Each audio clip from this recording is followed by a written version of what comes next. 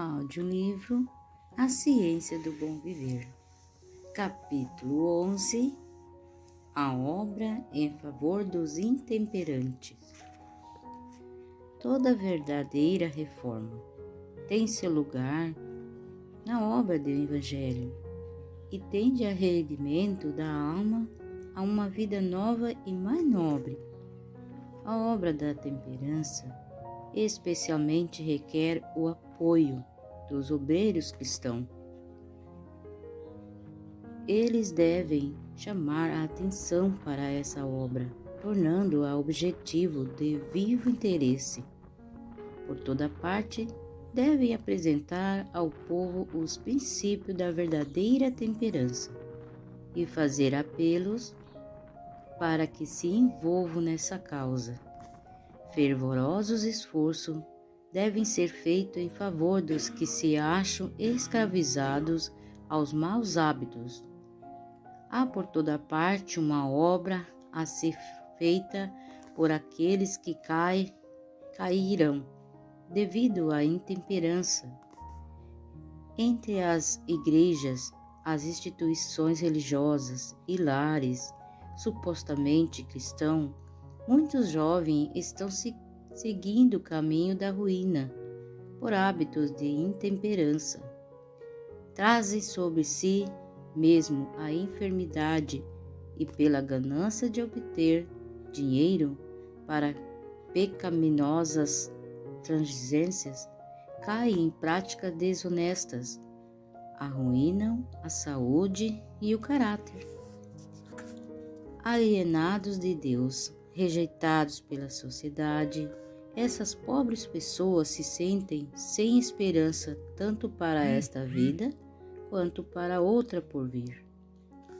O coração dos pais fica quebrantado. As pessoas falam desses extraviados como casos sem esperança.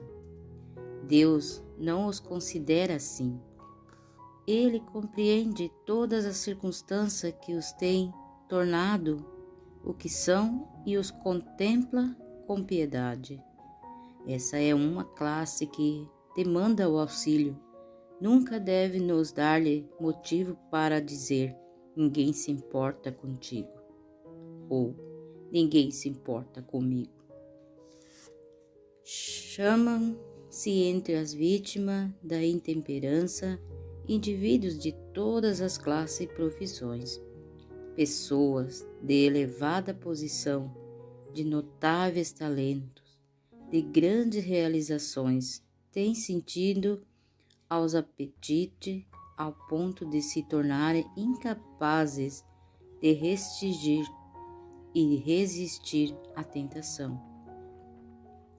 Alguns que antes eram possuidores de fortunas encontram-se sem lar, sem amigos, e sofrimento e miséria, enfermidades e degradação perderam o domínio de si mesmos, a menos que uma mão ajudadora lhes seja estendida. Vão cair cada vez mais baixo. Aliada a essas consequências, consigo mesmo está não somente um pecado moral, mas uma doença física. Muitas vezes, ao ajudar os intemperantes, devemos, como Cristo fazia tão frequentemente, atender primeiro às suas condições físicas. Necessitam de alimento e bebidas saudáveis e não estimulantes, roupas limpas e oportunidade de manter o anseio físico. Necessitam ser rodeados de uma atmosfera de salutar e enobrecedora influência cristã. Deve-se prover em toda a cidade um lugar em que os escravos dos maus hábitos possam receber auxílio para quebrar as cadeias que os prendem. A bebida forte é considerada por muitos o único consolo na aflição, mas não será preciso que seja assim. Se em lugar de desempenhar o papel de sacerdote e do levita, os professos cristãos, seguir o exemplo do bom samaritano. Ao lidar com as vítimas de intemperança, cumpre-se a nós lembrar que não estamos tratando com pessoas de são juízo, mas com aqueles que de momento se acham sob o poder de um demônio. Sejamos pacientes e mansos, não pensamos na desagradável e repulsiva aparência, mas na preciosa vida para cuja redenção Cristo morreu. Ao despertar o bêbado para o sentimento de sua degradação, façamos tudo o que estiver ao nosso alcance para lhe mostrar que somos seus amigos. Não proferimos uma palavra de censura ou de repugnância. É muito provável que pobre pessoa se maldiga a si mesmo. Ajudemos tal indivíduo a se erguer. Devemos dirigir-lhe palavras que fortaleçam sua fé. Procuremos fortalecer tudo bom traço em seu caráter. Ensinemos-lhe a maneira de alcançar um nível mais elevado. Mostramos a ele que é possível viver de modo a conquistar o respeito de seu semelhante. Precisamos ajudá-lo a ver o valor dos talentos que Deus lhe tem dado, mas que ele tem negligenciado desenvolver. Embora a vontade tenha se depravado, enfraquecido, existe para ele esperança em Cristo. Esse lhe despertará no coração mais elevados impulsos, desejos mais santos. Animamos a pessoa a se apoderar da esperança que se lhe apresenta no Evangelho. Abramos a Bíblia àquele que é tentado e enfrenta conflitos, lendo-lhe repetidamente as promessas de Deus. Essas promessas são para ele como as folhas da árvore da vida. Continuamos pacientemente em nossos esforços, até que com reconhecida alegria, a trêmula mão se apegue à esperança da redenção em Cristo. Devemos nos apegar firmemente àqueles a quem buscamos ajudar, do contrário, jamais obteremos vitória. Eles serão continuamente tentados para o mal. Serão vez após vez quase vencidos pelos intensos desejos da bebida forte. Aqui e ali poderão cair, enfrentando não cansemos por isso os nossos esforços. Eles decidiram se esforçar para viver para Cristo. Sua força de vontade, porém, está enfraquecida e deve ser cuidadosamente guardada pelos que cuidam da alma, como que por elas têm de dar contas. Eles perderam sua varonilidade, a qual devem reconquistar. Muitos têm de lutar contra fortes tendências hereditárias para o mal, fortes desejos não naturais, impulsos carnais, e eis a herança que por nascimento receberam. Contra essas coisas devem ser cuidadosamente guardados, interior e externamente. Estão o bem e o mal, em luta pelo predomínio.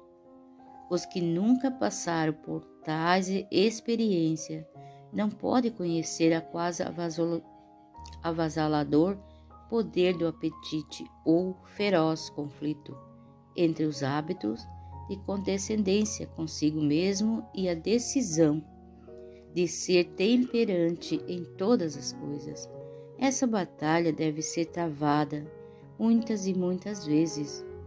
Muitos de que são atraídos a Cristo não possuirão força moral para continuar a luta contra o apetite e a paixão. O obreiro não deve, no entanto, desanimar, por isto são apenas os que foram salvos das maiores profundidades e os que apostatam. Lembramos nós de que não trabalhamos sozinhos. Anjos ministradores se unem em serviço a todo e sincero filhos e filhas de Deus. E Cristo é o restaurador, o grande médico, mesmo se acha ao lado dos fiéis obreiros, dizendo à alma arrependida: Filho, os seus pecados estão perdoados. Marcos capítulo 2, verso 5. Muitos são os excluídos que se apoderarão da esperança que lhe é apresentada no Evangelho e entrarão no reino do céu, ao passo que outros que foram beneficiados com grandes oportunidades e grande luz que não aproveitaram serão deixados nas trevas exteriores. As vítimas de maus hábitos devem ser despertadas para a necessidade de fazer esforços por si mesmos. Outros podem desenvolver os mais fervorosos empenhos para erguê-la.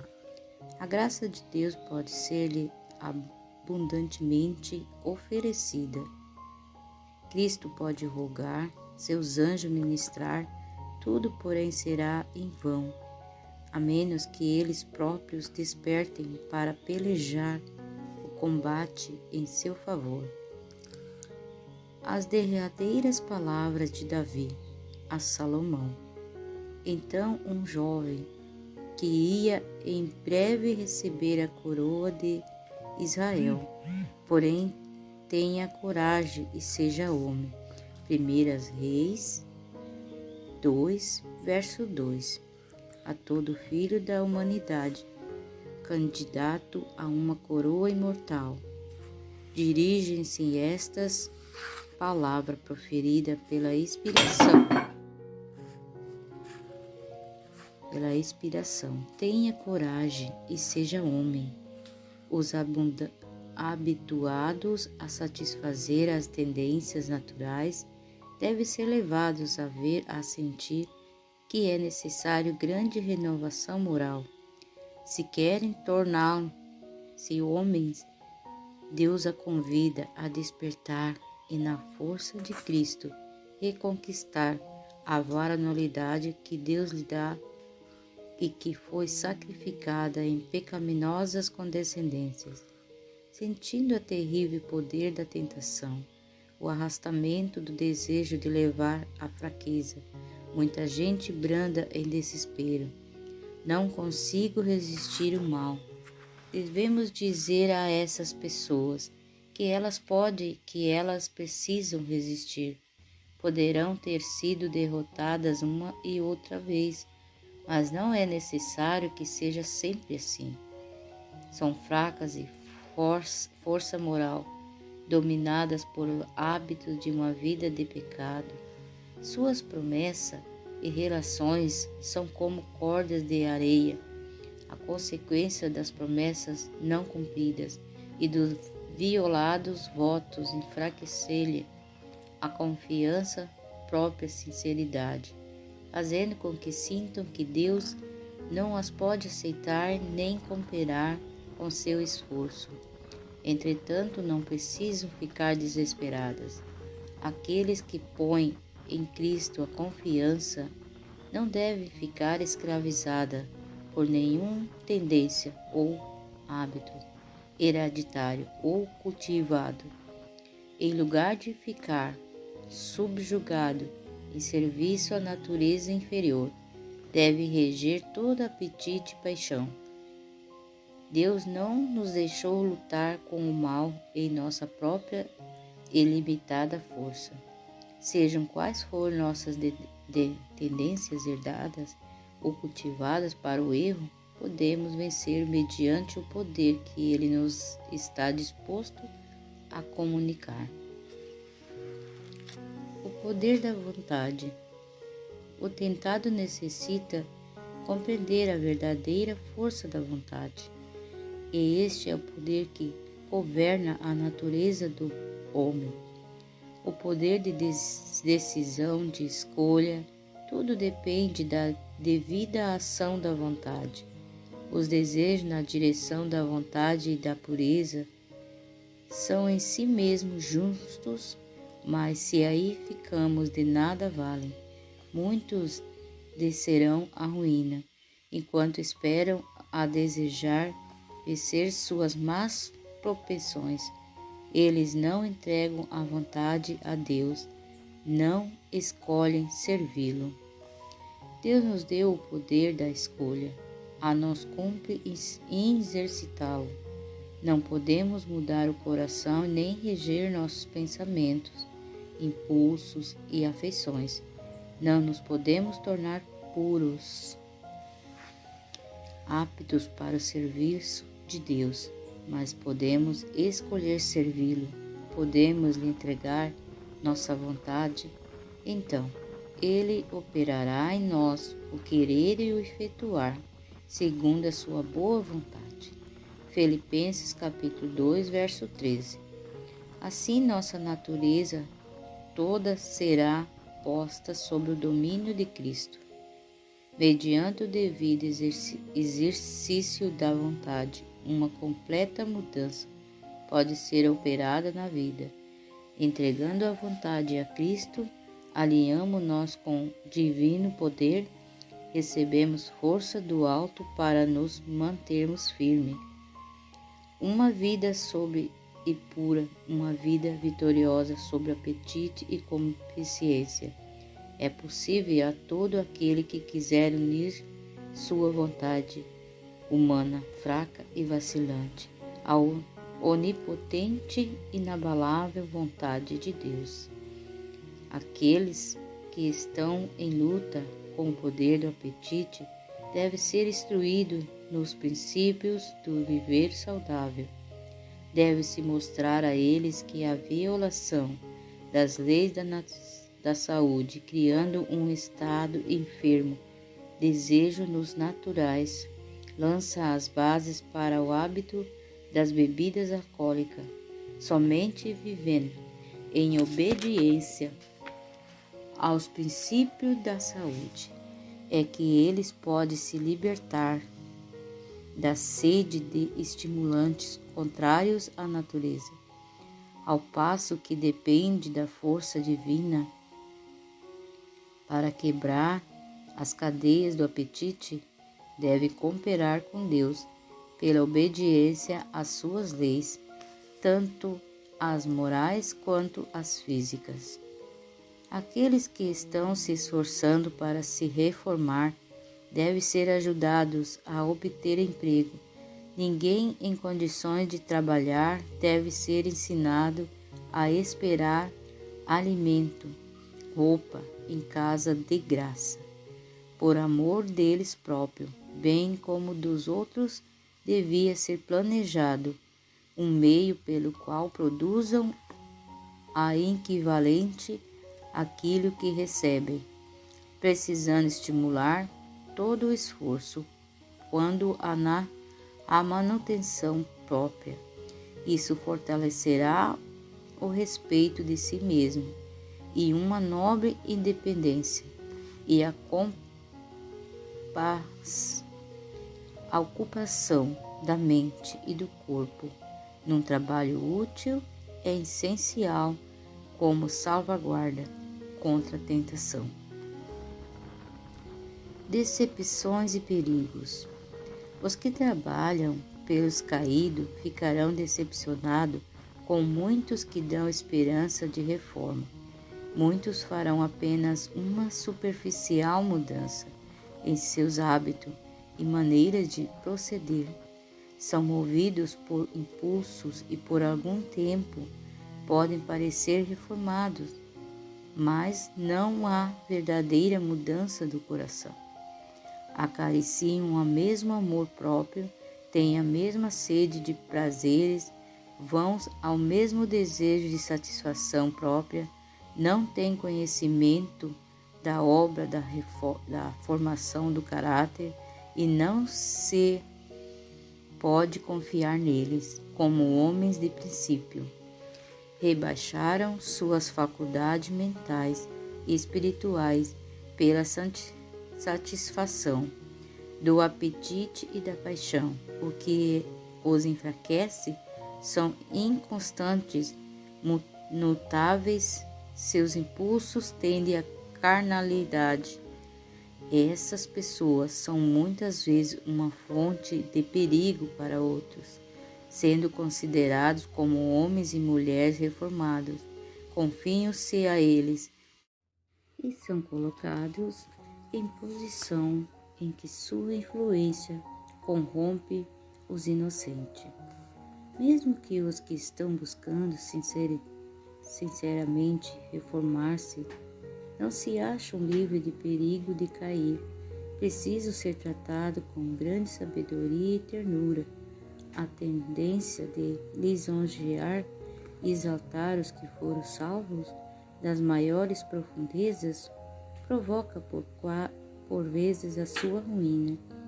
O costume de convidar homens e mulheres para relatar em público os incidentes de sua vida de pecado e cheio de perigo, tanto para o que fala quanto para os que escutam. Demorar o pensamento em cenas de mal e corruptor para a mente e a alma, e o destaque que se colocam os que são assim salvos e prejudicial para eles.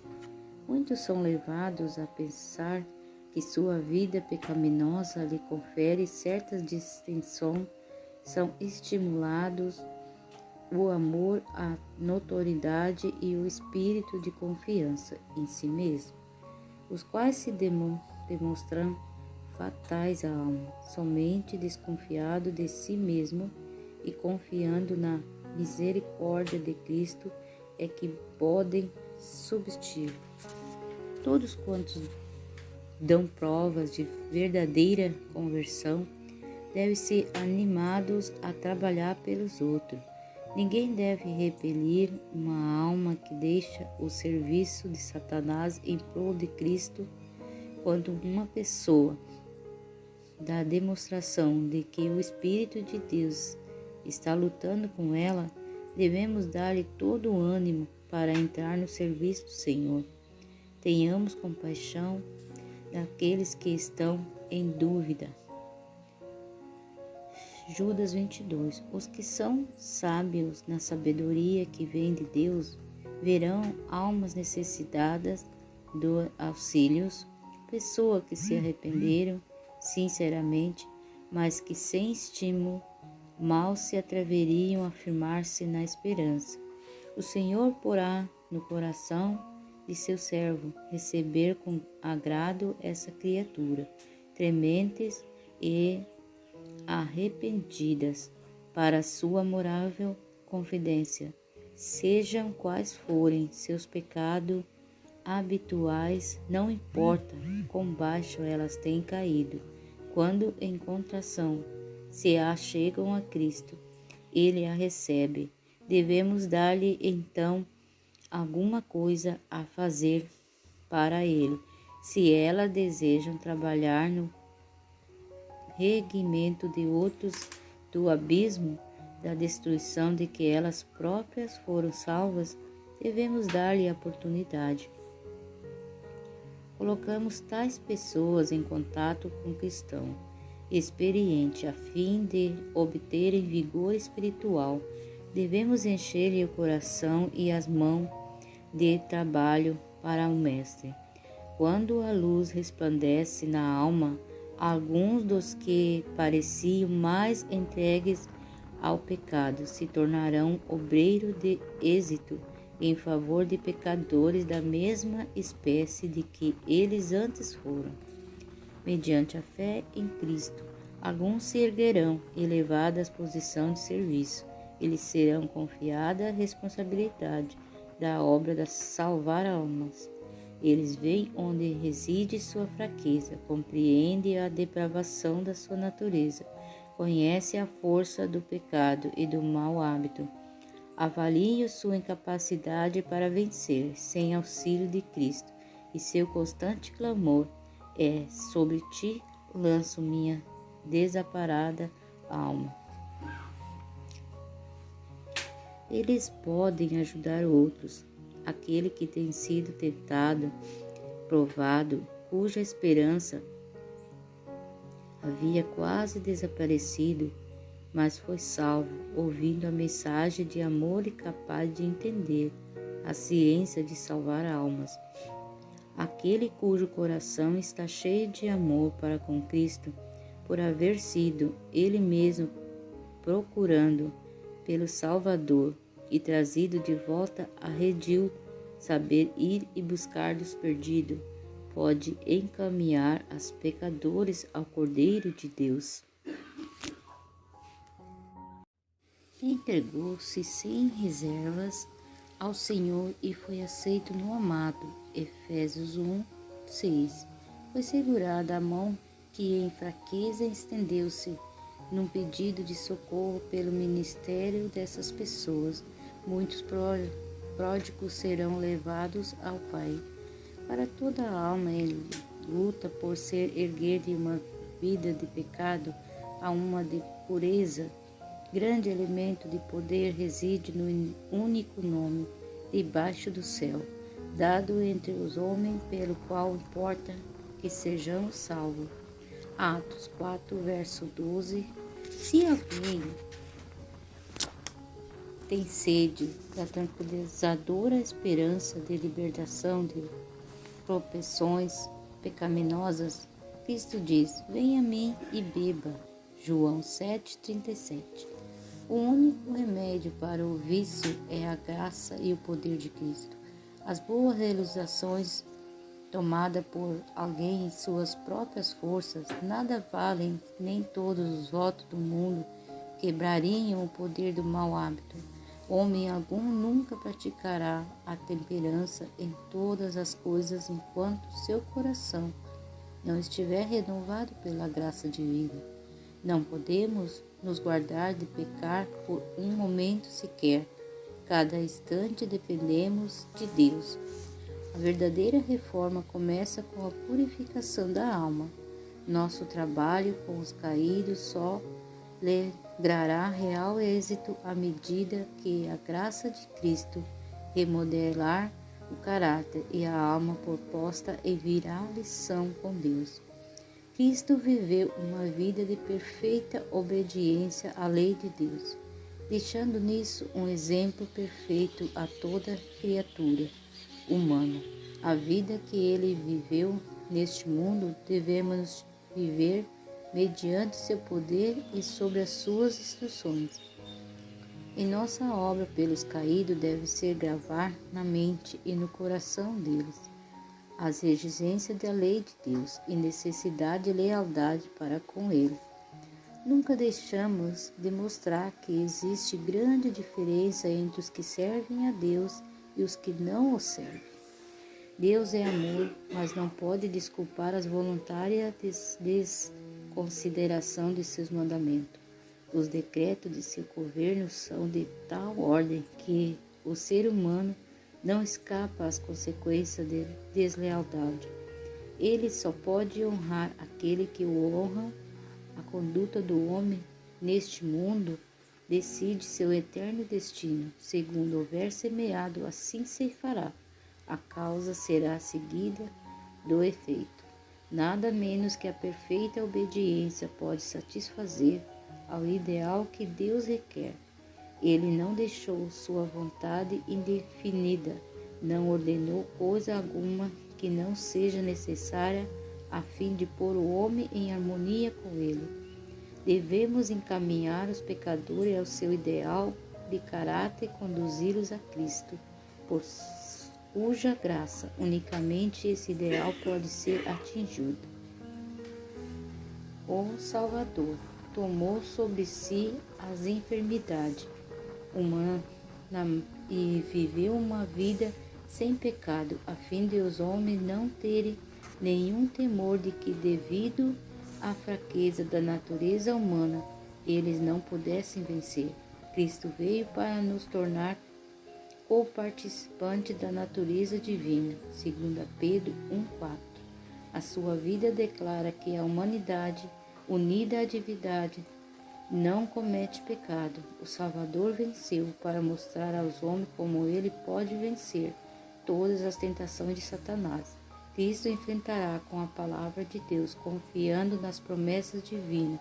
Recebia poder para obedecer aos mandamentos de Deus e entender não podia alcançar vantagem. A toda tentação, sua resposta era: está escrito. Assim Deus nos tem dado sua palavra, para com ela resistirmos o mal. Pertencemos-nos graças a preciosas promessas, a fim de que por elas sejamos comparticipantes da natureza divina, tendo escapado da corrupção, paixão que há no mundo, segundo Pedro 1,4. Devemos dizer ao tentado que não olhe para a circunstância, para a fraqueza do próprio eu, para o poder da tentação, mas para o poder da palavra de Deus. Todas as suas forças nos pertencem. Guarda a tua palavra no meu coração, diz o salmista, para não pecar contra ti. Salmo 119:11.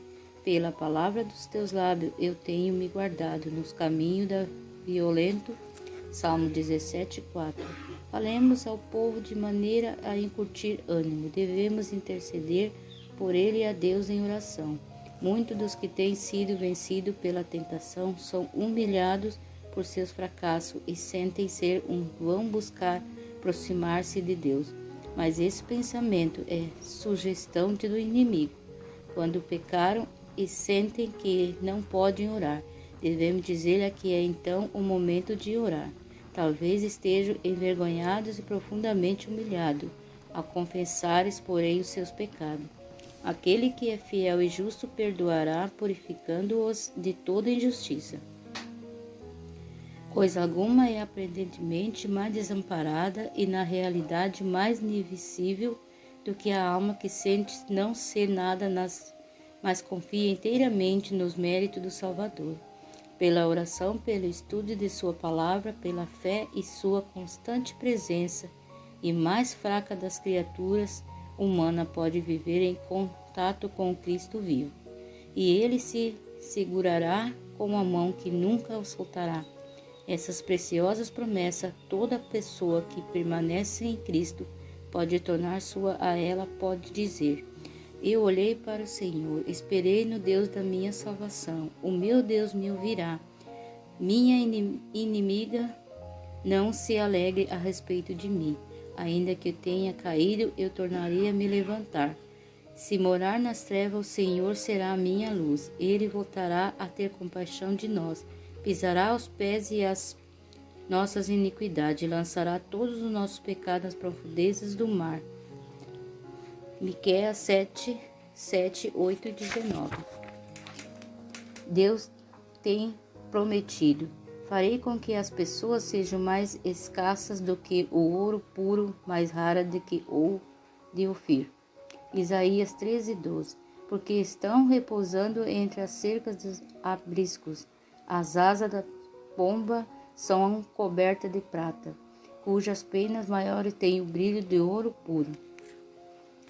Isaías 68:13. Aqueles a quem mais Cristo perdoou, amarão mais. São esses os que no dia final mais perto acharão do seu trono. Completarão a sua face e na sua testa terão gravado o nome dele. Apocalipse 22:4.